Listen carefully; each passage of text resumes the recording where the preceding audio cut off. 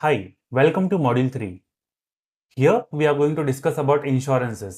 इस पूरे मॉड्यूल में हम ये समझेंगे एग्जैक्टली एक फैमिली को कौन कौन सा इंश्योरेंसेस रिक्वायर्ड होते हैं और कौन से आपको बिल्कुल भी नहीं लेने चाहिए। एक बात हमेशा याद रहे, इंश्योरेंसेस पैसे कमाने के लिए नहीं होते, वो कोई इन्वेस्टमेंट इंस्ट्रूमेंट नहीं होता, बट रेदर बहुत सी बार ऐसी कोई अनसर्टेन इवेंट्स में आपको फाइनेंशियली प्रोटेक्ट करने के लिए हम इंश्योरेंसेस लेते हैं। ओके, सो सिंस ये पूरा जो मॉड्यूल है, okay, I not the module but the entire program is basically design कि आप अपने पैसे को कैसे ग्रो कर सकते हो, कैसे आप अपनी वेल्थ जनरेट कर सकते हो, right. But here in this module, okay, क्या होता है कि वेल्थ जनरेट करने के पहले आपके पास जो एग्जिस्टिंग जो कुछ भी है, आपकी जो भी वेल्थ अभी करेंटली आपकी जो भी नेटवर्थ है, उसे आप प्रोटेक्ट कैसे कर सकते हो, वो ज्यादा इंपॉर्टेंट है। एंड हेंस इंश्योरेंस के इस पर्टिकुलर मॉड्यूल में हम वही सीखेंगे कि एग्जैक्टली आप अपनी करंट वेल्थ को, करंट नेटवर्थ को प्रोटेक्ट कैसे कर सकते हो। इसके साथ ही यहां से लेकर आगे तक जो भी हमारे बचे हुए मॉड्यूल्स हैं, वो सारे के सारे मॉड्यूल्स कहीं ना कहीं थोड़े टेक्निकल होने वाले। ओके, यहाँ पर आई विल ट्राई कि मैं आपको कोई रेलिवेंट एग्जांपल शेयर कर पाऊँ, बट अगर मैं नहीं कर पाया तो that might be because of time constraint, because सारे मॉड्यूल्स टेक्निकल है, आपको कंसेप्ट समझाने में मुझे समय चाहिए होगा। एंड हेंस अगर if time permits I will take some examples, otherwise मैं आपको डायरेक्टली एग्जांपल्स के कुछ मिनी वीडियोस बना के इसके बाद में पोस्ट कर दूंगा आपके लिए। Okay, so let us understand, आप में से कुछ लोग ऐसे जरूर होंगे जिनको इंश्योरेंस के बारे में कुछ भी नहीं पता, इन द सेंस कि आप नहीं जानते कि इंश्योरेंस होता क्या है एग्जैक्टली। तो इंश्योरेंस आप ऐसे समझिए कि अगर मैंने इंश्योरेंस लिया है तो मैंने अपना रिस्क ट्रांसफर कर दिया किसको, एक पर्टिकुलर इंश्योरेंस कंपनी को। अब मेरा रिस्क क्या हो सकता है, बीइंग अ ह्यूमन, मैं बीमार हो सकता हूँ, मैं हॉस्पिटलाइज हो सकता हूँ, मेरी डेथ हो सकती है, मेरे साथ कुछ भी हो सकता है, राइट। तो मेरी डेथ की वजह से, मेरी डेथ के लिए, या फिर मान लीजिए कि मैं अगर हॉस्पिटलाइज हो जाता हूँ तो जो एक्सपेंसेस होंगे वो एक्सपेंसेस कौन बेयर करेगा। तो अगर मैं किसी कंपनी से इंश्योरेंस खरीद लेता हूं तो वो जो सारे एक्सपेंसेस होते हैं वो इंश्योरेंस कंपनी बेयर करेगी, अगर टर्म्स एंड कंडीशन में वो सारी चीजें मेंशन होगी तो। एंड बहुत सी बार ऐसा होता है कि हमारे लाइफ में बहुत अनसर्टेन इवेंट्स होते हैं, राइट, मेडिकल इवेंट्स खास करके होते हैं। अगर मान लीजिए अपने किसी पर्सनल फैमिली मेंबर की अगर डेथ हो जाती है, आई एम रियली सॉरी कि मुझे ये सारे वर्ड्स और ये सारे एग्जांपल्स यूज करने पड़ेंगे इस पर्टिकुलर मॉड्यूल में, बिकॉज इंश्योरेंस है ही ऐसा कि कहीं ना कहीं हमें ये प्रोटेक्ट करने के लिए, लाइक कहते हैं ना कि आपका वाई क्लियर करने के लिए, ओके, कि आपको क्यों इंश्योरेंस लेना जरूरी है। बहुत से लोग इंश्योरेंस को सिर्फ एक खर्चे की तरह देखते हैं, बट मैं कहता हूँ ये खर्चा नहीं है, या ब्रदर आपका एक इन्वेस्टमेंट ही है जो आपको प्रोटेक्ट करता है आपके अननेसेसरी एक्सपेंसेस से, या फिर मैं ये कहूँ कि अनप्लैन्ड एक्सपेंसेस से। ओके, एंड हेंस काफी सारे एग्जांपल्स होंगे, आई डेफिनेटली ट्राई कि मैं सारे एग्जांपल मैं खुद पे ले सकूं, सो डेट कि आपको ऐसा कुछ इमेजिन करने की जरूरत नहीं पड़े। बट लेट्स से अगर मेरे मुंह से कुछ निकल जाए ऐसा, तो I am please sorry, I am sorry for that. So the right insurances saves your family, your peace of mind, and your peace of mind and your goals as well. तो जैसे आपको मैंने कहा कि एक इंश्योरेंस आपको और आपकी पूरी फैमिली को प्रोटेक्ट करता है, राइट। इसके साथ ही आपको कभी भी, अगर आपके पास राइट इंश्योरेंसेस है, तो आपको कभी भी पैनिक करने की जरूरत नहीं पड़ेगी। अगर फैमिली में कोई हॉस्पिटलाइज हो जाता है या फिर कोई हेल्थ इश्यूज सडनली सामने आ जाते, कोई मेजर सर्जरी सामने आ जाती है, ऐसे आपको पैनिक करने की जरूरत नहीं पड़ेगी, because you are already plan for that.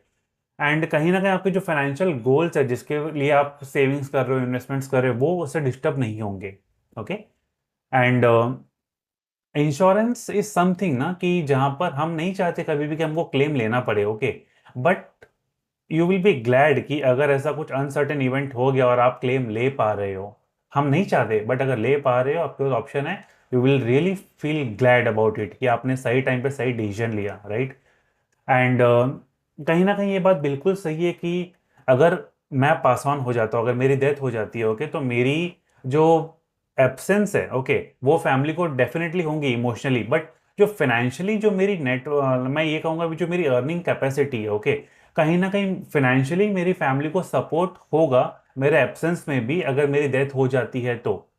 Only in case अगर मैंने इंश्योरेंस लिया है तो, ओके, अदरवाइज वो पॉसिबल नहीं होगा।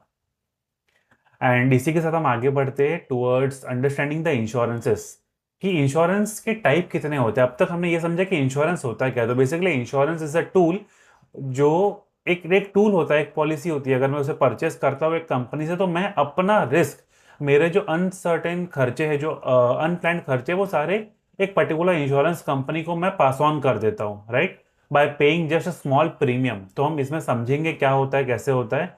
एंड इस पर्टिकुलर स्लाइड में हम ये समझेंगे इंश्योरेंस कितने टाइप के होते हैं, okay. And if possible I also share कि इसमें से आपको कौन सा लेना चाहिए, कौन सा आपको नहीं लेना चाहिए। सो यहाँ आप देख सकते हो, this are the type of insurances जो बोल्ड में है, and this are the purpose. आपको इसका पर्पस क्या होता है, इंश्योरेंस अगर कोई व्यक्ति लेता है तो उसके पीछे का क्या कारण होता है, क्या वजह होती है, ये आपको कब चाहिए होगा और ये आपको कब नहीं चाहिए होगा। ओके, तो सबसे पहले हम बात करते हैं टर्म इंश्योरेंस। जब जब बात होगी इंश्योरेंस की, ओके, तो यू नीड टू अंडरस्टैंड कि term insurance is the purest form of insurance. इसके जैसा कोई इंश्योरेंस नहीं होता। अब मैं ऐसा क्यों कह रहा हूं, इसका जो पर्पस होता है ना, वो होता है एज अ लाइफ इंश्योरेंस, मतलब इसको कंसिडर करते हैं लाइफ इंश्योरेंस। अगर मान लीजिए मैंने इंश्योरेंस लिया, टर्म इंश्योरेंस स्पेशली, और कल को अगर मेरी डेथ हो जाती है, ओके, तो मेरी फैमिली को फाइनेंशियल सपोर्ट के तौर पे जो क्लेम मिलेगा, okay, because they will be nominee, तो उन्हें क्लेम पास ऑन होगा। तो जो क्लेम मिलेगा वो कहीं ना कहीं इतना ज्यादा बड़ा होगा, लाइक इफ आई से, लेट्स से वो 1-2 करोड़ का होगा, ओके, जिससे मेरी फैमिली में अपने आप को मैनेज कर सकती है at least for couple of years में भी, 5-10 सालों के लिए शायद 1-2 करोड़ रुपए से मेरी फैमिली अब सर्वाइवल कर सकती है, अपने आप को बेटर फाइनेंशियली मैनेज कर सकती है, राइट। ये आपको कब लेना चाहिए, जब आपके ऊपर कोई डिपेंडेंट हो, may be your parents, may be your kids, may be spouse, may be any one, right, but आपके ऊपर कोई डिपेंडेंट है, आप भी के ऊपर डिपेंडेंट है, तो डेफिनेटली आपको इंश्योरेंस लेने की जरूरत है। एक बात हमेशा याद रहे, टर्म इंश्योरेंस आप जितना जल्दी लेंगे, जैसे मान लीजिए इस प्रोग्राम को अटेंड करने वाले काफी सारे लोग 20 से लेकर के 60 ईयर्स की एज तक वेरी करते हैं, ओके। तो जितने कम एज में आप इस टर्म इंश्योरेंस को आप अप्लाई करेंगे, आप इसे परचेस करेंगे पॉलिसी को, उतना कम प्रीमियम आपको रेस्ट ऑफ द लाइफ आपको पे करना होता है, ओके। तो 18 साल is the minimum age requirement जो टर्म इंश्योरेंस के लिए चाहिए होती है। 18 के ऊपर आप जैसे जैसे बढ़ेंगे आपका प्रीमियम बढ़ता रहेगा, ओके। कब नहीं लेना चाहिए, तो जैसे आपको मैंने बताया, अगर आपके ऊपर डिपेंडेंट है कोई तो आपको लेना चाहिए। अगर कोई डिपेंडेंट ही नहीं है, आप अकेले हो, एंड आप एक ऐसे एज में हो कि जहाँ पे आपके आगे पीछे शायद अब कोई नहीं है, तो डेफिनेटली आपको इसकी जरूरत नहीं पड़ेगी। एंड इसके साथ हम आगे बढ़ते हैं, ULIP, unit linked insurance plan. तो अगर आपने आज से पहले कभी म्यूचुअल फंड का नाम सुना है, ओके, तो कहीं ना कहीं यूनिट लिंक्ड इंश्योरेंस प्लान ऐसा ही होता है कि जो म्यूचुअल फंड यूनिट्स के साथ एसोसिएट होता है। यानी कि ये आपको एक लाइफ इंश्योरेंस तो देता है, ओके, आपकी, यानी कि अगर मैंने ये यूलिप लिया तो मेरी डेथ के बाद मेरे नॉमिनी को बेनिफिट तो मिलेगा, बट वो बहुत लिमिटेड होगा। और इसके साथ साथ ये मार्केट में जो म्यूचुअल फंड्स वगैरह होते हैं उसमें भी इसकी लाइक इन्वेस्टमेंट्स होती है, तो उसमें भी ग्रोथ वगैरह होती है। पर्सनली अगर आप मुझे पूछेंगे, ये कभी भी किसी को भी नहीं लेना चाहिए, ओके, अनलेस आपको यूलिप की बहुत अच्छी अंडरस्टैंडिंग हो। अगर आपको अंडरस्टैंडिंग अच्छी है तो फिर कोई दिक्कत नहीं है, but as a beginner, as a intermediate, अगर आप अभी अपनी फाइनेंशियल जर्नी स्टार्ट कर रहे हो, बिलीव मी, ये प्लान वो है जो आपको अवॉइड करना है, 100% आपको अवॉइड करना है। And most of the time आप जब बैंक्स वगैरह में जाते हो तो यही पॉलिसी आपके इंश्योरेंस एडवाइजर आपको बेच रहे होते हैं, ओके, बिकॉज इसमें कमीशन रेट्स उनके लिए काफ़ी ज़्यादा होती है। ये आपको कब लेना चाहिए, जैसे आपको मैंने बताया, अगर आप फुल्ली समझते हो प्रोडक्ट को, आप इंश्योरेंस में ऑलरेडी आपकी एक्सपर्टीज है, तो डेफिनेटली आपको ये लेना चाहिए इफ कंसिडरिंग एवरीथिंग कि आपको बेनिफिट इससे होगा। एंड कब अवॉइड करना चाहिए, जब आपको प्योर रिटर्न चाहिए या फिर आपको सिंपल कवर चाहिए, मतलब या तो आप सिर्फ कवर देख रहे हो या तो आप प्योर रिटर्न्स देख रहे हो, तो आपको अवॉइड करना चाहिए, बिकॉज ये आपको दोनों मिक्स देता है, okay. It's a mix of insurance plus investment, जैसे आपको मैंने कहा, insurance plus some sort of mutual fund type का इन्वेस्टमेंट इसमें होता है। एंडोमेंट प्लान, याद है हमारे दूर के रिश्तेदार हमें हमेशा LIC की पॉलिसी देने घर आया करते थे, है ना। कोई मम्मी के, पापा के, किसी के फ्रेंड्स जो LIC के एजेंट बन चुके हैं, और वो कहीं ना कहीं हमें पॉलिसी देने आ रहे हैं, राइट, हमारा फ्यूचर सिक्योर करने की बातें कर रहे होते हैं आगे। और कहीं ना कहीं हमारे मम्मी एंड डैडी, या फिर आप लोग भी एज अ पेरेंट्स, आप लोग शायद ये पॉलिसी ले लेते होंगे, एज्यूमिंग कि इससे आपके बच्चों का या आपका लाइक फ्यूचर सिक्योर होगा।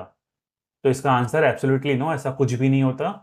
एंडाउमेंट प्लान होता क्या है, तो जो टिपिकल LIC वाली जो पॉलिसीज होती है जहां पे आप इतने साल तक प्रीमियम पे करो मेच्योरिटी के बाद आपको इतने इतने पैसे मिलेंगे, तो that is called endowment plan. Endowment plan में होता क्या है यहाँ पर, इंश्योरेंस, और इंश्योरेंस तो होता है डेफिनेटली, लाइफ इंश्योरेंस होता है। अगर कल को मैंने एंडाउमेंट प्लान लिया 5 लाख रुपए का मान लीजिए, तो अगर मेरी डेथ हो जाती है तो मेरे नॉमिनीज को 5 लाख रुपए इंश्योरेंस कंपनी पे करेगी, ओके। बट यहाँ पर जो लाइक ग्रोथ होती है, या फिर मैं ये कहूँ कि जो रिटर्न्स होता है ना, वो इतना ज्यादा कम होता है कि इससे बेटर आपके सेविंग अकाउंट से आपको शायद रिटर्न्स मिल जाए। कब नहीं लेना चाहिए, या फिर मैं ये कहूंगा आपको कब लेना चाहिए ये, okay, you need it if you want force saving, यानी कि आप सेविंग नहीं कर पा रहे हो, बट कहीं ना कहीं आप सेविंग करना चाहते हो, ओके। मतलब आप चाहते हो कि जबरदस्ती कुछ ना कुछ आपको ऐसे कहते हैं ना, हर महीने आपके पास से प्रीमियम ले लिया जाए, आपके कुछ पैसे सेव हो जाए, तो आपको कंसिडर करना चाहिए। मेरी मानो, बिल्कुल भी नहीं करना चाहिए।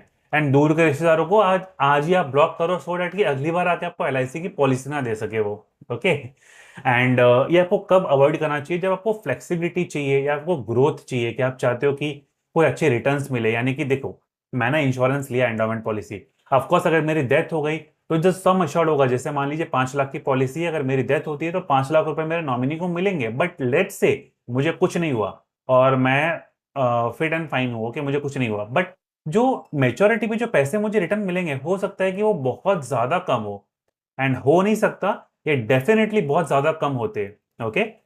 सो डेफिनेटली आपको कंसिडर नहीं करना चाहिए, कभी भी नहीं करना चाहिए, अगर मेरी पर्सनल आप सजेशन मानते हो तो। हेल्थ इंश्योरेंस कब लेना, जैसे नाम से पता चल रहा है ना, हेल्थ इंश्योरेंस, अगर कल को हॉस्पिटलाइजेशन हो जाए या फिर लाइक अनप्लैंड मेडिकल खर्चे कुछ आ जाए, तो डेफिनेटली ये इंश्योरेंस ही है जो हमें प्रोटेक्ट करता है, okay. Purpose, medical expenses, hospitalization, surgeries, ये सारी चीजें कब लेना चाहिए, किसको लेना चाहिए, हर एक को, ओके, सबको। छोटे बच्चे हो, बड़े बुजुर्ग हो, वर्किंग कैटेगरी के लोग हो, लाइक ये ना, मैं कहूंगा कि 1 साल के बच्चे से लेके 60-70 साल के लोगों तक सबको लेना चाहिए ये पॉलिसी, ओके। एंड अगर देखिए, अब इसमें एक बात होती है, जैसे आप में से काफी सारे लोग, हो सकता है कि आप जॉब कर रहे हो, आपके एम्प्लॉयर ने ऑलरेडी आपके लिए हेल्थ इंश्योरेंस की पॉलिसी आपके सीटीसी का ही पार्ट बना के आपको ऑफर करी हो। बट एक चीज का ध्यान रखना कि मोस्ट ऑफ द टाइम ना, ये जो पॉलिसी का कवरेज होता है बहुत कम होता है, यानी कि 1 लाख, 2 लाख और मैक्सिमम शायद 5 लाख। अगर आप बहुत ज्यादा सीनियर पोजीशन पर अगर आप हो, यानी कि let's say vice president and above in any corporate, okay, तो हो सकता है ये सेम पॉलिसी आपके लिए शायद 15-20 लाख, 25 लाख, 50 लाख तक भी जा सकती है, but that is very very rare. But अगर आपकी पॉलिसी 1-2 लाख रुपए की है, तो आपको डेफिनेटली पर्सनल पॉलिसी खुद लेनी चाहिए, जो आपकी पूरी फैमिली को प्रोटेक्ट कर सके, ओके। एंड एक्सीडेंटल या क्रिटिकल इलनेस काफी सारे, अच्छा, एक्सीडेंटल नाम से पता चल रहा है ना, कि अगर एक्सीडेंट वगैरह हो जाए तो यहाँ पर क्लेम वगैरह मिल सकता है, ओके। एंड एक्सीडेंटल में काफी सारे एक्सीडेंट कवर होते हैं, लाइक रेलवे, एयरवे, रोडवे, किसी भी तरह का एक्सीडेंट वगैरह होता है तो कवर होता है। एंड बहुत सी बार क्या होता है, हेल्थ इंश्योरेंस और टर्म इंश्योरेंस में इसको ऐसे एड ऑन, लाइक कहते हैं ना, कुछ एक्स्ट्रा प्रीमियम पे करके आप इसको साथ में कंबाइन कर सकते हो, आपको अलग से एक्सीडेंटल इंश्योरेंस लेने की जरूरत नहीं पड़ती। कब लेना चाहिए, किसको लेना चाहिए, अगर आपकी ट्रैवलिंग बहुत बहुत ज्यादा आप ट्रैवल करते हो, लाइक पूरे महीने में आपको ट्रैवलिंग बहुत ज्यादा करनी पड़ती है, तो डेफिनेटली आपको लेना चाहिए। अगर आप सोलो अर्नर हो आपके घर के, लाइक आपके घर में आप इकलौते व्यक्ति हो जो पैसे कमा रहे हो, तो डेफिनेटली आपको लेना चाहिए। एंड अगर आपका हेल्थ कवर ऑप्टिमम है और आप बाहर ट्रैवल बहुत रेयरली करते हो, मतलब फ्रीक्वेंट ट्रैवल आपका नहीं है, तो डेफिनेटली आपको ये नहीं लेना चाहिए, ओके। तो इसके साथ हमने ये समझा कि कितने टाइप के पॉलिसीज होते हैं। अगर आप मेरी पर्सनल ओपिनियन मानो, तो हर व्यक्ति को सिर्फ टर्म इंश्योरेंस और हेल्थ इंश्योरेंस ही लेना चाहिए, बाकी किसी भी तरह के इंश्योरेंस की जरूरत नहीं है। ऑफ कोर्स अगर आपके पास व्हीकल है, लाइक 2 व्हीलर, 4 व्हीलर, तो वो अलग बात हो जाती है, वो तो मस्ट है, नहीं तो आरटीओ का चालान पे करते करते आपको व्हीकल बेचनी पड़ेगी, okay. So definitely as a person, as a human, as a responsible human, I would say, आपको टर्म इंश्योरेंस और हेल्थ इंश्योरेंस सिर्फ दो ही पॉलिसी जो आपको लेनी चाहिए, इसके अलावा कुछ भी आपको नहीं लेना चाहिए, ओके। ओके, नाउ सिंस इस पूरे प्रोग्राम की जो मेजर ऑडियंस है ना, वो कहीं ना कहीं वुमेन्स है, ओके। एंड इंडिया एक ऐसा कंट्री है जहाँ पे मैक्सिमम जो वुमेन्स है वो होम मेकर है, कहीं ना कहीं वो अपने फैमिली की देखभाल करती है, अपने घर की देखभाल करती है, तो बेसिकली फैमिली को सपोर्ट करती हैं, ओके। तो जिन्हें टेक्निकली होम मेकर कहा जाता है, ओके। सो सिंस होता क्या है ना कि जो वर्किंग लेडीज होती है उनका तो पता होता है कि like they are earning 20 30 40 50,000 rupees a month. तो उनका एक पर्टिकुलर नेटवर्थ है, या फिर मैं ये कहूँगा उनकी एक वैल्यू है कि वो 20,000 30,000 50,000 रुपया महीना कमाती है। बट वॉट इफ एक होम मेकर की वैल्यू डिसाइड करनी हो, जो कि बहुत रेयरली कोई एक्नॉलेज करता है कि ऐसा कुछ है भी।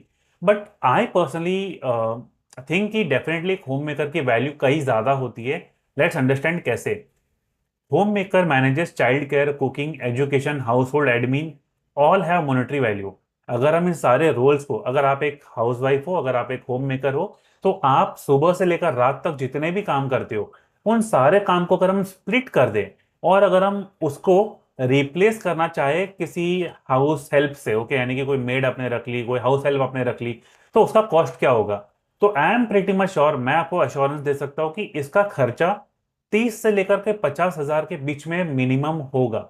ओके, आप जितने भी काम दिन भर में करते हो और पूरे महीने का हम खर्चा देके, तो 30 से लेकर 50,000 तक का खर्चा हो सकता है अगर आप इसको रिप्लेस कर देते हो हाउस हेल्प या फिर किसी मेड के साथ। ओके, एंड हेंस अब क्या होता है ना, बहुत सारे इंश्योरेंस कंपनी क्या करती है कि जैसे मान लीजिए even if you are homemaker और आपका जो स्पाउस है, ओके, यानी कि आपके जो स्पाउस है जो जॉब कर रहे, बिजनेस कर रहे, तो उनके बिहाफ पे, यानी कि उनका तो टर्म इंश्योरेंस होगा ही, बट उनको उनके बिहाफ पे आपको भी टर्म इंश्योरेंस वो प्रोवाइड करते हैं।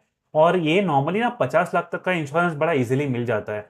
तो अगर ऐसी कोई अपॉर्चुनिटी आपको मिल रही है ना, being a homemaker, if you are non earning member of a family, और आपको अगर कोई पॉलिसी ऐसी मिल रही है 50 60 लाख 1 करोड़ तक, तो डेफिनेटली आपको लेनी चाहिए। भले ही थोड़ा बहुत प्रीमियम पे करना पड़े, बट डेफिनेटली आपको कंसिडर करनी चाहिए। And since this is 100% true, you may not bring income but you prevent expenses and that's equally valuable. कहते ना, पैसे नहीं कमा रहे तो क्या हुआ, खर्चे तो बचा रहे हो ना, तो वो पैसे कमाने जितना ही वैल्यूएबल वो भी है। अदरवाइज आप सोचिए ना, मतलब जस्ट एक एग्जांपल कंसिडर करना। आपके स्पाउस, आपके parents, okay, let's say father या फिर जो भी अर्निंग मेंबर है, अगर वो 50,000 रुपया महीने का कमा रहा है और आप यानी कि जो घर के सारे काम देख रहे हैं, घर को पूरा संभाल रहे हो, बच्चों को संभाल रहे हो, अगर आप वो काम नहीं करते और इसके लिए अगर 30,000 रुपया महीने का खर्चा आ जाए, तो 50 कमाया और 30 यहाँ चला गया, नेट नेट तो 20 ही बचा ना। तो डेफिनेटली भले ही आप अर्निंग नहीं कर रहे हो, कोई आपको एक्नोलेज करे ना करे, मैं हूं जो आपको एक्नोलेज करूंगा, एंड डेफिनेटली आपकी वर्थ कई ज्यादा है। ओके, 30 50,000 तो मैंने ऐसे ही लिख दिया बिकॉज एक मॉनेटरी वैल्यू लिखनी होती है ना, ताकि पता चले, बट इससे कई ज्यादा वर्थ आपकी है। ओके, एंड तो डेफिनेटली अगर आपको ऐसी कोई पॉलिसी मिलती है तो डेफिनेटली आपको कंसिडर करनी चाहिए। ओके, ना सबसे बड़ी बात होती है कि लाइक लोगों को ना पता ही नहीं होता कि उनको कितने वैल्यू का इंश्योरेंस लेना चाहिए।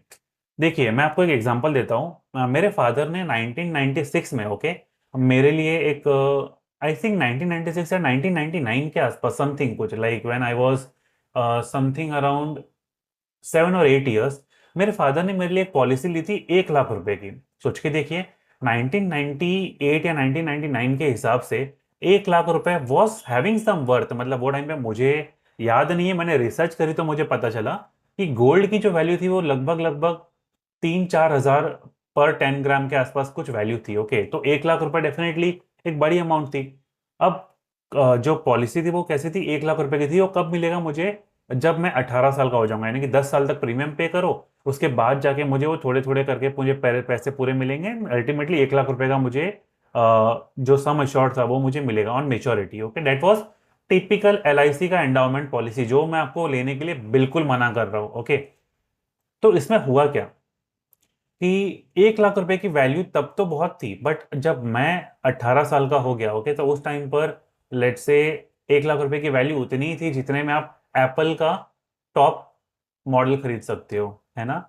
एंड जस्ट इमेजिन, एक ह्यूमन लाइफ की वैल्यू उतनी है कि एक मोबाइल फोन की वैल्यू है, तो definitely this is not fair, right. तो होता क्या है ना कि बहुत से लोगों को पता ही नहीं होता। अच्छा, मैंने आपको एग्जांपल इसलिए दिया ये समझाने के लिए कि लोगों को अक्सर पता ही नहीं होता कि हमारे लाइफ की वैल्यू क्या है, और अगर हम इंश्योरेंस लेते भी है तो हमें कितना अमाउंट का इंश्योरेंस लेना चाहिए। तो इसके लिए बहुत सिंपल एग्जांपल है। इन द सेंस, इसमें दो टाइप के फॉर्मूलाज होते हैं। ओके, जब भी हम ह्यूमन लाइफ वैल्यू कैलकुलेट करते हैं ना, इंश्योरेंस कैलकुलेट करने के लिए, लाइक इंश्योरेंस की रिक्वायरमेंट कितनी होगी वो कैलकुलेट करने के लिए, तो हम दो टाइप के फॉर्मूलाज यूज करते हैं। एंड जिसमें से जो प्राइमरी फॉर्मूला है वो ये है, इनकम रिप्लेसमेंट फॉर्मूला। सॉरी, यहाँ पे फॉर्मूला 2 बार लिखा है, मैं इसको रिमूव कर दूंगा। But income replacement formula in the sense, इसको कैसे समझना है कि आपका हाउस होल्ड एक्सपेंस, यानी कि अगर आज मैं महीने का 1 लाख रुपया कमा रहा हूँ, ओके, एंड अगर मेरा हाउस होल्ड एक्सपेंस मान लीजिए कि 50,000 रुपये का है महीने का, उसको मैं एनुअल करूँ तो हो जाएगा वो 6 लाख रुपए के करीब, ओके। तो 6 लाख रुपए को मैं 20 से मल्टीप्लाई करूंगा, okay.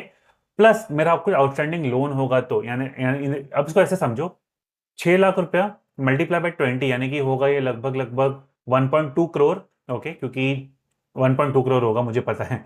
And plus 30 lakh rupees का अगर मान लीजिए मेरा लोन है, तो ये होता है 1.5 करोड़। तो अगर मुझे मेरी लाइफ की वैल्यू आज के डेट में अगर कैलकुलेट करनी है, तो वो होगी बैर मिनिमम 1.5 करोड़, मतलब 1.5 करोड़ तो मिनिमम है। इसके ऊपर कुछ है तो और बेटर है, ओके।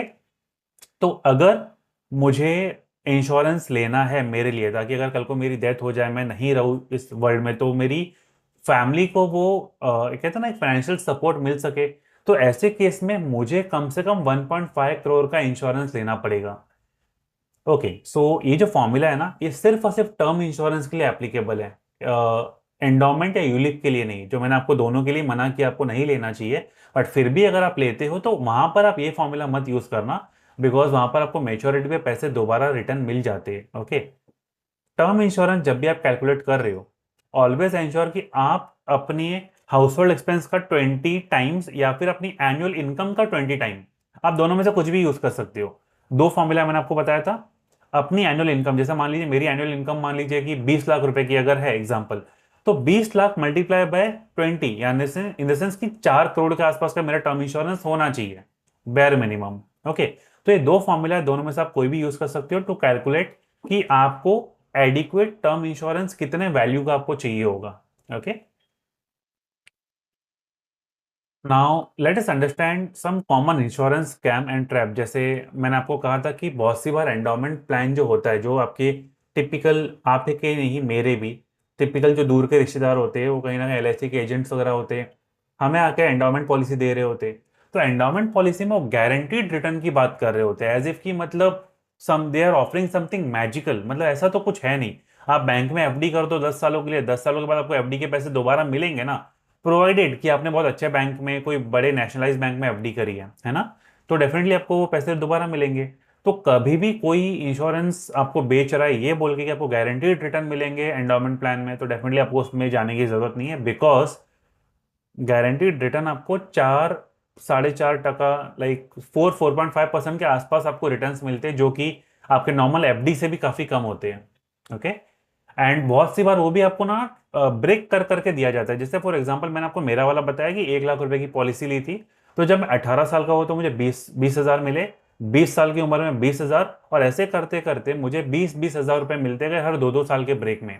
तो इवेंचुअली वो 1 लाख रुपए भी मेरे लिए कोई वैल्यूएबल नहीं रहेगा, बिकॉज मुझे तो 20,000 करके मिले थे, है ना। तो never ever go for endowment policy, okay. कहाँ करना चाहिए, क्या करना चाहिए, आगे वाले मॉड्यूल में सीखना ना, क्या दिक्कत है ना।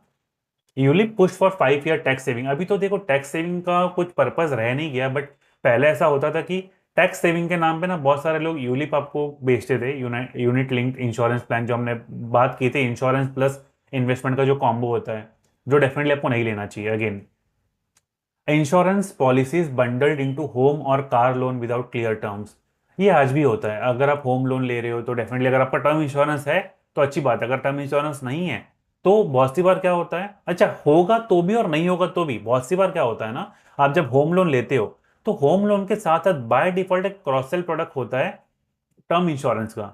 तो उनका ये तर्क होता है, उनका ये लॉजिक होता है कि कल को अगर जिनके नाम पे होम लोन अगर वो नहीं रहते, किसी वजह से उनकी डेथ हो जाती है, मान लीजिए मैंने ही लिया और मेरी कल को अगर डेथ हो जाती है, तो अगर मेरा टर्म इंश्योरेंस नहीं है तो वो मुझे टर्म इंश्योरेंस देंगे जबरदस्ती, महंगा वाला देंगे जिसमें प्रीमियम ज्यादा मुझे पे करना पड़े, और वो ये आर्ग्यूमेंट के साथ देंगे कल को आपको कुछ हो गया तो इससे हम क्लेम कर लेंगे और हमारा जो लोन है वो हम रिकवर कर लेंगे।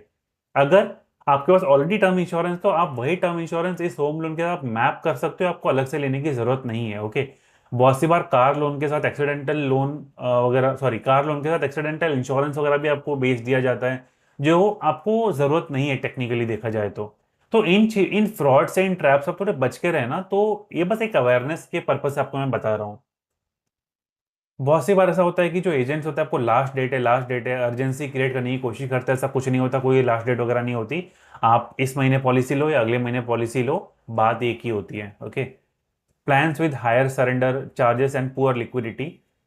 बहुत सी बार ऐसा होता है कि आपको प्लान में ये नहीं बताया जाता है कि लाइक आप इसको, इससे अगर आपको कल को निकलना है तो आप कब निकल सकते हो, कितना आपको पेनल्टी पे करना पड़ेगा, या फिर मान लीजिए कितना आपको सरेंडर का चार्ज पे करना पड़ेगा, वो सब आपको नहीं बताया जाता। तो अगर आप ऐसी कोई पॉलिसी लेते हो, स्पेशली कहाँ होता है ये, एंडाउमेंट और यूलिप में ये होता है। ओके।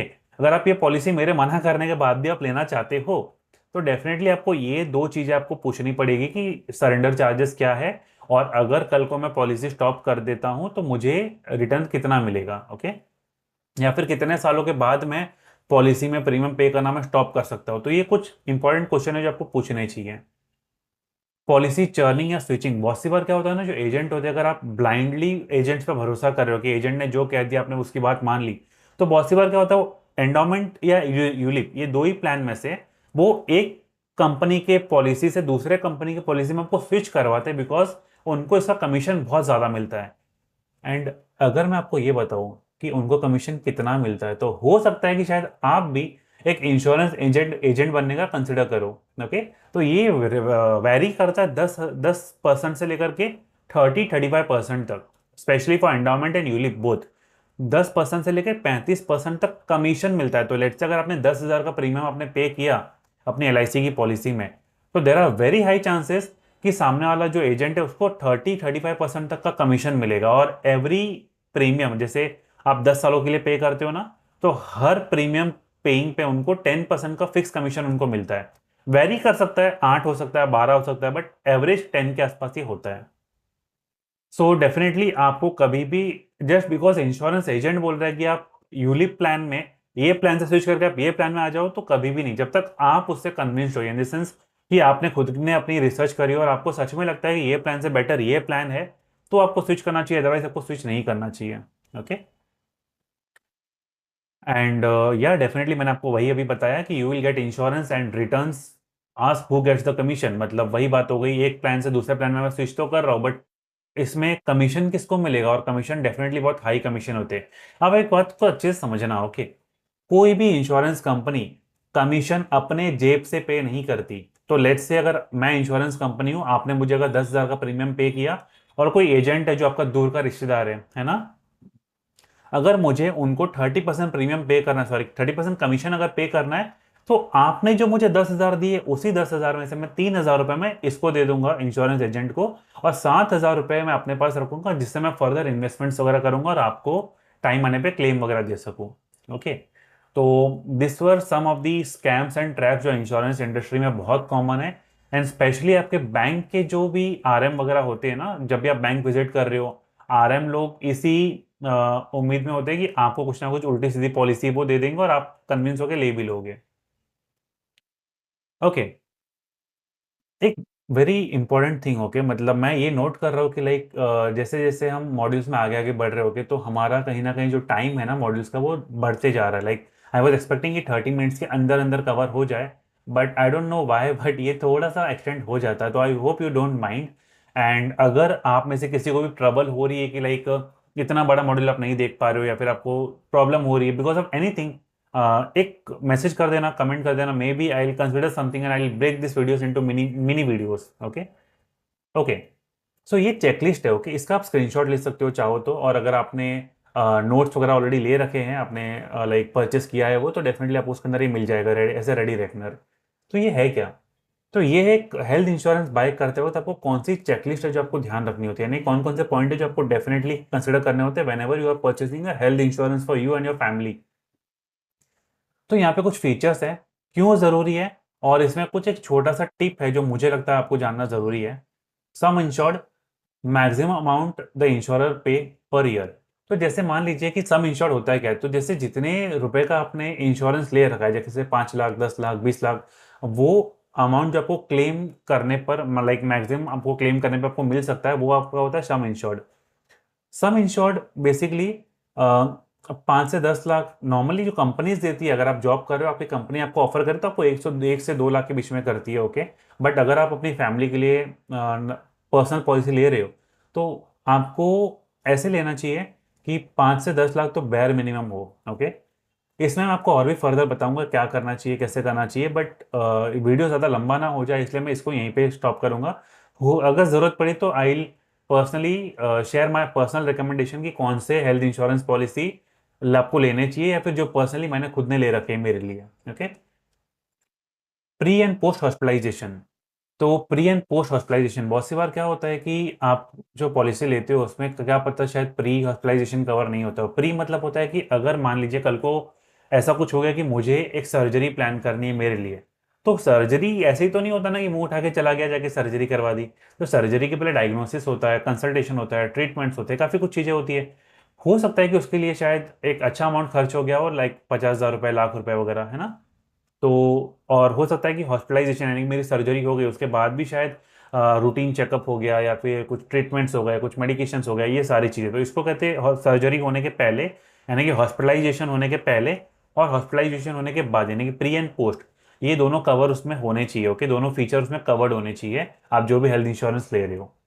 तो इसमें आपका टेस्ट हो गया, कंसल्टेशन हो गया, रिकवरी के लिए मेडिसिन वगैरह हो गई, डायग्नोसिस का जो भी प्रोसेस हो गया, लैब के जो भी खर्चे हो गए, सब कुछ इसमें कवर हो जाते हैं।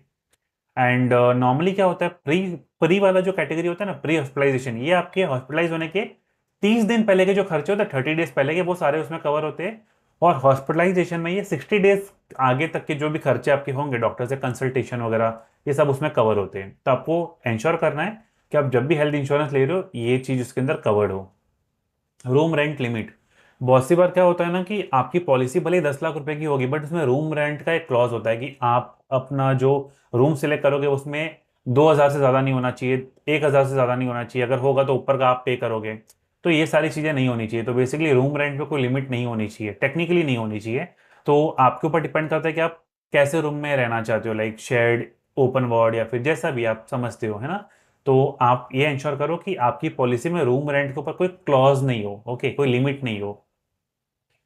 एंड वेटिंग पीरियड, बहुत सी बार क्या होता है जब आप हेल्थ इंश्योरेंस लेते हो तो उसमें ना वेटिंग पीरियड कुछ, जैसे मान लीजिए अगर मुझे ऑलरेडी कोई एक कंडीशन है, लेट्स से मुझे कोई हार्ट कंडीशन है, ओके, या मुझे कोई और प्रॉब्लम है मान लीजिए, तो क्या होता है मुझे वो डिस्क्लोज करनी होती है जब मैं हेल्थ इंश्योरेंस ले रहा हूँ। अगर मैं ये करता हूँ कि उसको मैं छुपा देता हूँ तो वो गलत हो जाएगा।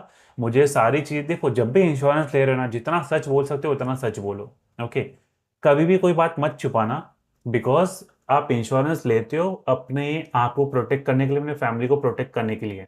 और इंश्योरेंस कंपनियों में बहुत हाईली एजुकेटेड लोग बैठे होते हैं सिर्फ ये आपकी एक मिस्टेक को फिगर आउट करने के लिए, कि अगर आपने कहीं पर भी कोई बात छुपाई है, कोई आपने कोई झूठ कहा है, तो उसे पकड़ ले वो, और आपके क्लेम को वो रिजेक्ट कर दे। ओके, तो please it's a humble request, जब भी इंश्योरेंस लेते हो ना, कुछ भी झूठ मत बोलना। अगर आप ड्रिंक करते हो, स्मोक करते हो, हालांकि जो मेरी ऑडियंस है वो तो नहीं करती होंगी, स्पेशली आप लोग बीइंग लेडीज आप शायद नहीं करते होंगे, बट अगर आप करते हो, बिंदास उनको बताओ, उनको बोलो कि yes I do smoke, I do take alcohol. अगर आपकी कोई हेल्थ कंडीशन पहले से कुछ है, थायराइड, अस्थमा, ब्लड प्रेशर, कुछ भी है, तो उनको बताओ, छुपाओ कुछ भी मत, सो डैट कि जब ऐसा कुछ क्लेम लेने की जरूरत पड़ गई, टचवुड ऐसा नहीं हो, बट अगर क्लेम लेने की जरूरत पड़ गई, तो आप उनको क्लियरली बता सको यस हमने ये पहले डिस्क्लोज किया था। ओके, एंड जैसे मैं आपको कह रहा था वेटिंग पीरियड, तो काफी सारे ऐसे डिजीज होते हैं जिनका ना कुछ वेटिंग पीरियड होता है। जैसे मान लीजिए if I have some certain heart condition, तो वो हार्ट कंडीशन को लेकर के जो कुछ भी ट्रीटमेंट्स होंगे ना, उसकी कुछ एक वेटिंग पीरियड होगी, जैसे 2 साल 3 साल ऐसा कुछ उनका होता है।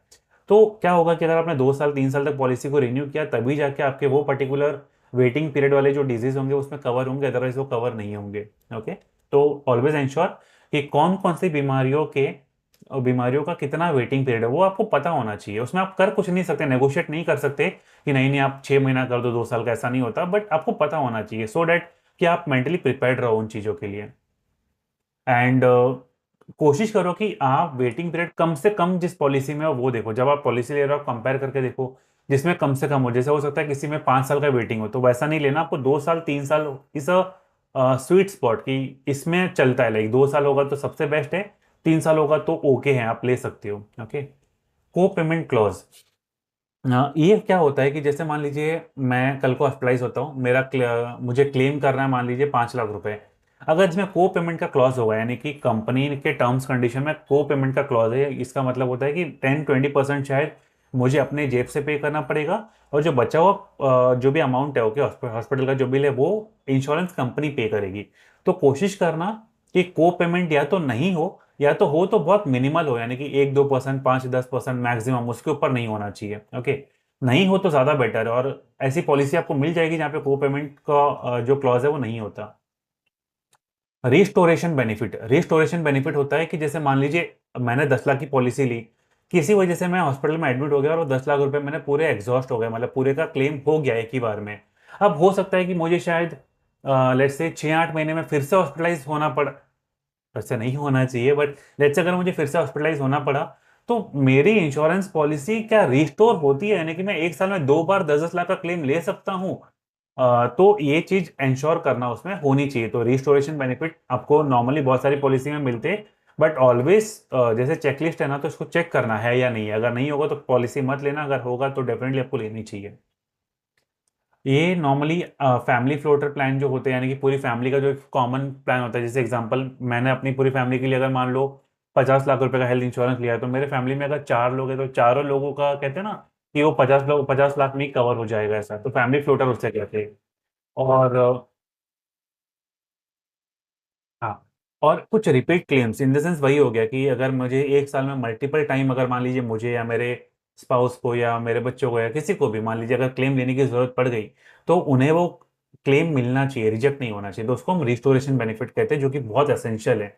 बिकॉज यू नेवर नो ना, कल को क्या सही गलत कुछ हो जाए, है ना, तो बेटर है कि रिस्टोरेशन बेनिफिट होना चाहिए। No claim bonus, yes, very important. अगर आपने क्लेम नहीं लिया तो कुछ बोनस मिलना चाहिए ना। तो नो क्लेम बोनस होना चाहिए डेफिनेटली। जैसे क्या होता है ना कि 10% से लेके 50% तक का, जैसे मान लीजिए मेरी पॉलिसी 10 लाख रुपए की है, और अगर मैंने पहले साल कोई क्लेम नहीं लिया, तो मुझे अगले साल जब मैं रिन्यूअल करूंगा ना, तो मेरा पॉलिसी का जो ये होगा लाइक सम अश्योर्ड, वो होना चाहिए 10 10 लाख। तो मेरा ऑलरेडी था 10 लाख के ऊपर, 10, 20, 30, 40, 50 कितना भी होना चाहिए, बट वो ऐसा बोनस मुझे मिलना चाहिए। यानी कि मैंने क्लेम नहीं लिया तो उसका मुझे 30% नो क्लेम बोनस मिल गया, यानी कि अगले साल जब रिन्यू करूंगा तो मेरा प्रीमियम, सॉरी, इन सब इंश्योर्ड होगा 13 लाख रुपए, ना कि 10 लाख रुपए। ओके, तो कोशिश करना कि आप जो पॉलिसी ले रहे हो उसमें नो क्लेम बोनस आपको मिलना चाहिए। Modern plus day care treatment, जैसे काफी ना लाइक ऐसे ट्रीटमेंट होते हैं जो एक सेम डे ट्रीटमेंट होते हैं। लाइक आप सुबह एडमिट हो जाओ तो 1-2 घंटे का कुछ प्रोसेस होता है और आपको शाम तक डिस्चार्ज कर दिया जाता है। या फिर बहुत सी जगह पे कुछ कैटेरेक्ट की सर्जरी वगैरह हो गई, या फिर कुछ अगर कोई किडनी पेशेंट है मान तो उनका डायलिसिस वगैरह होता है, ये सारी चीज़ें उसमें कवर होनी चाहिए। तो बेसिकली जो डे टू डे ट्रीटमेंट जो होते हैं ना, मतलब एक बड़ी बीमारी का ही वो पार्ट है, बट वो डे टू डे चीज़ों में आता है। जैसे डायलिसिस जो होता है वो काफ़ी कॉमन होता है ना, तो ऐसी काफ़ी सारी चीज़ें होती है। तो इंश्योर करना कि डे केयर ट्रीटमेंट उसमें कवर हो जाए। ओके, आप जो भी पॉलिसी ले रहे हो उसमें। एंड अगर आप जो भी पॉलिसी ले रहे हो, प्लीज इंश्योर कि ये सारे फीचर उसके अंदर हो, ऐसा किसी पे भी कॉम्प्रोमाइज मत करना। बिकॉज ये जब क्लेम, हालांकि कोई नहीं चाहता क्लेम लेना पड़े, बट जब जब क्लेम लेना पड़ेगा तब आपको जाके दिक्कत होगी। तो इंश्योर कि आप जब हेल्थ इंश्योरेंस ले रहे हो तो सभी पॉइंट चेक हो जाए। ओके, तो सिंस हमने बात करी अभी तक हेल्थ इंश्योरेंस की, अब हम बात कर लेते हैं टर्म इंश्योरेंस की, बिकॉज वो भी जरूरी है। मैंने आपको कहा था हर इंसान को सिर्फ दो पॉलिसी चाहिए होती है, एक टर्म इंश्योरेंस, दूसरा मेडिक्लेम या फिर हेल्थ इंश्योरेंस। ये दो ही पॉलिसी होती है जो आपको चाहिए होती है, बाकी सब कचरा है। ओके, बाकी कुछ भी नहीं चाहिए आपको। ओके, सो यहाँ पर हम देखेंगे कवरेज नीड्स, यानी कि कैलकुलेटेड बेस ऑफ, मैंने आपको बता दिया कि कैलकुलेशन का मेथड क्या होता है। तो 15 से 20 गुना आपके एनुअल इनकम का या फिर एनुअल खर्चा प्लस आउटस्टैंडिंग लोन। तो आपका होम लोन चल रहा है, गाड़ी का लोन चल रहा है, जो भी आपका लोन चल रहा है, वो लोन प्लस आपका एनुअल खर्चा मल्टीप्लाई बाय 20। ओके, तो ये एक हो गया। और दूसरा आपकी एनुअल इनकम जो भी होगी, आप साल का 10 लाख रुपया कमाते हो, तो 10 लाख मल्टीप्लाई बाय 20 जो कि होता है 2 करोड़ रुपए। तो कवरेज आपका 2 करोड़ तक का होना चाहिए इस एग्जाम्पल के हिसाब से। आपका ज्यादा हो सकता है ना। सम अश्योर्ड, वही बात हो गई कि 15 से 20 गुना होना चाहिए कम से कम। एंड शायद मैंने कवरेज नीड में कुछ गलत बता दिया क्या, कैलकुलेटेड बेस्ड ऑन इनकम, हाँ नहीं वही बात है, दोनों सेम चीज़ है। तो बेसिकली कवरेज में क्या है ना कि आपको, अगर आपकी एज कम है या फिर मैं let's say you are recently married, okay, तो बच्चों का एजुकेशन हो गया, उनकी मैरिज हो गई, ये सारी फ्यूचर के जो गोल्स वगैरह वो सारे कवर हो जाए। तो इसको कैसे कैलकुलेट करते, तो मान के चलिए कि बच्चे का एजुकेशन आज का 10 लाख रुपए लग रहे हैं, तो फ्यूचर में जाके शायद 20 साल बाद वो हो सकता है कि 30 लाख रुपए लगे, है ना, क्योंकि एजुकेशन इन्फ्लेशन ऑलरेडी बहुत ज़्यादा है हमारे कंट्री में।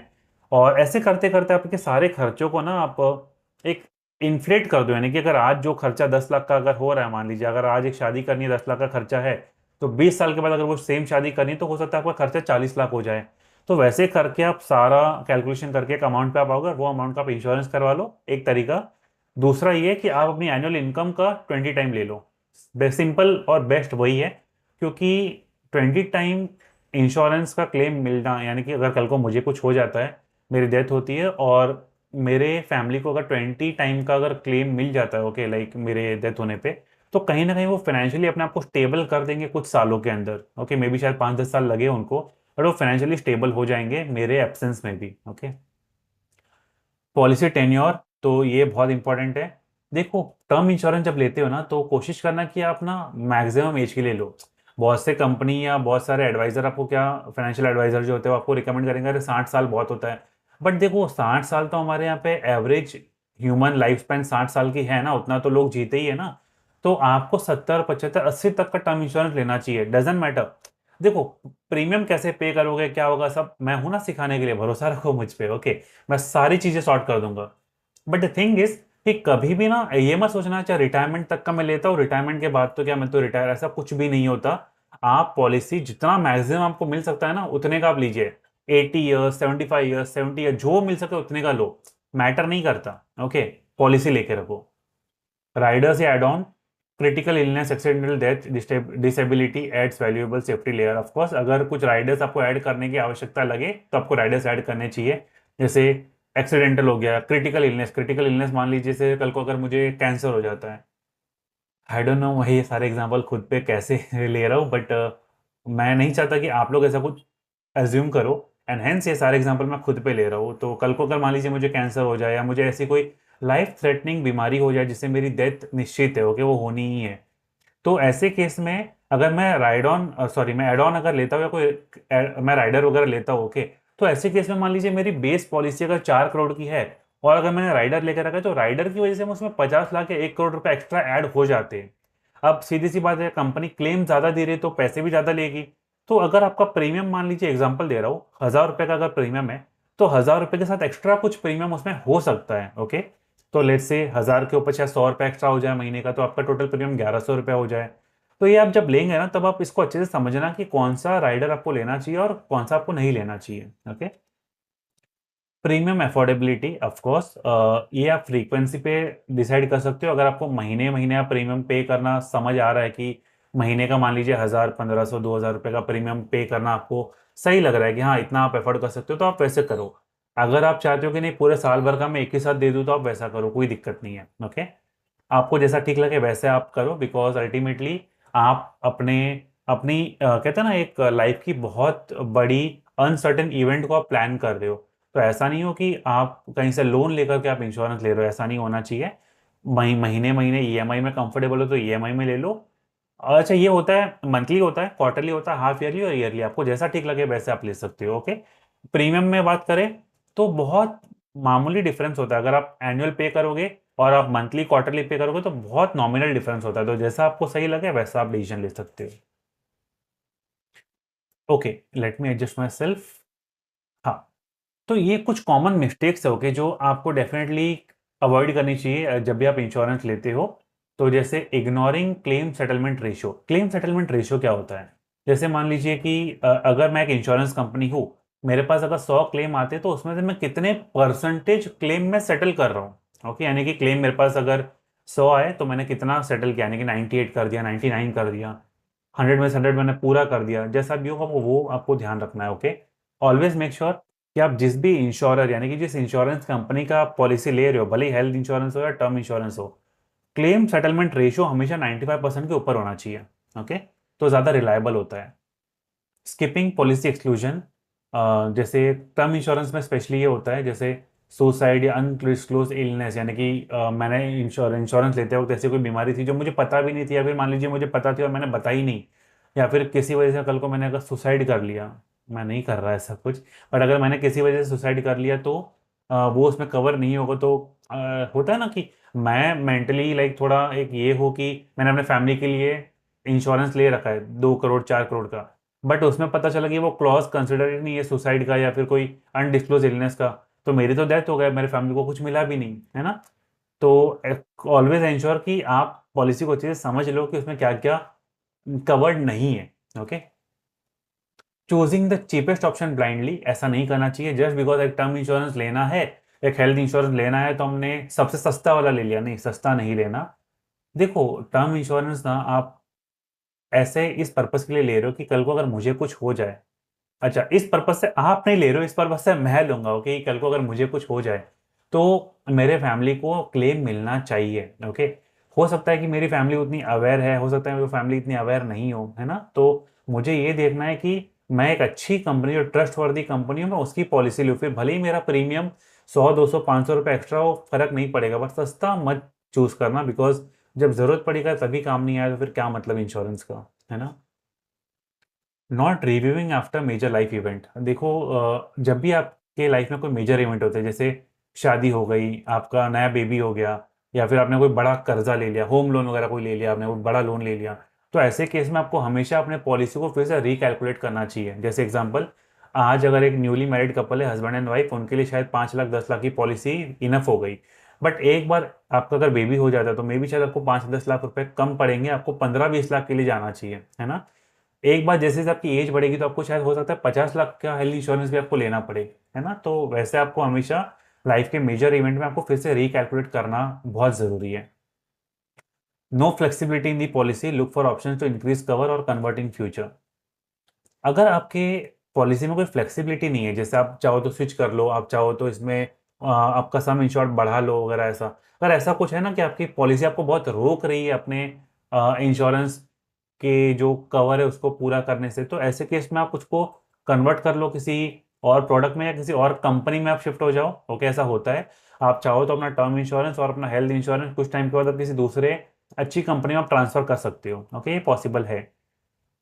So, conclusion, a good term plan is the right cover from the right insurer for the right life stage। तो मैंने वही कहा कि सही इंश्योरर हो, यानी कि इंश्योरेंस कंपनी सही हो, सही कवर हो, और आपके लाइफ के उस स्टेज में, यानी कि जब मेरी कल को डेथ हो जाती है तो मेरे फैमिली को वो पैसे मिल सके, उन्हें वो क्लेम मिल सके, है ना। तो ये सारी चीज़ें मुझे इंश्योर करके, ये सारी बातें मुझे दिमाग में रख के फिर जाके मुझे पॉलिसी लेनी चाहिए। Now finally let's conclude the topic. So जैसे मैंने शुरुआत में ही कहा था कि we need to protect first, हमारे पास जो करेंटली है, यानी कि मेरे पास जो कुछ भी मेरे पैसे है, जो कुछ भी मेरा नेटवर्क है, उसको मुझे प्रोटेक्ट करना है। ओके, उसके बाद एक बार प्रोटेक्शन पूरा हो गया ना, फिर सिर्फ ग्रो करना है। एक बार आपने एडिक्वेट प्रोटेक्शन ले लिया कि आपका टर्म इंश्योरेंस हो गया, आपका हेल्थ इंश्योरेंस हो गया, आपको पता है कि कल को अगर मेरे फैमिली में या मुझे कल को हॉस्पिटलाइज होना पड़े तो मेरा ऐसा कुछ नहीं होगा कि मुझे अपना म्यूचुअल फंड बेचना पड़े, मुझे ये बेचना पड़े, वो बेचना पड़े, नहीं, आपका असेट असेट की जगह पे रहेगा और आपका प्रोटेक्शन प्रोटेक्शन की जगह पे होगा। Okay, so insurance is protection, definitely a protection, not for profit. Okay, profit के लिए या इन्वेस्टमेंट के लिए तो कभी इंश्योरेंस आपको लेना ही नहीं चाहिए। एंड सिंस आपने ये प्रोग्राम के लिए एनरोल कर लिया है तो इतना भरोसा रखो, जो आपको मैंने मना किया कि एंडाउमेंट पॉलिसी और आपका यूलिप प्लान आपको कभी भी नहीं लेना चाहिए, अनलेस आप खुद एक्सपर्ट हो। आप खुद एक्सपर्ट हो तो कोई दिक्कत नहीं है, बट नहीं, आपको कहीं ना कहीं चाहिए कि आपको कोई गाइड करे, तो मेरा गाइडेंस तो आप कभी भी नहीं लेना चाहिए।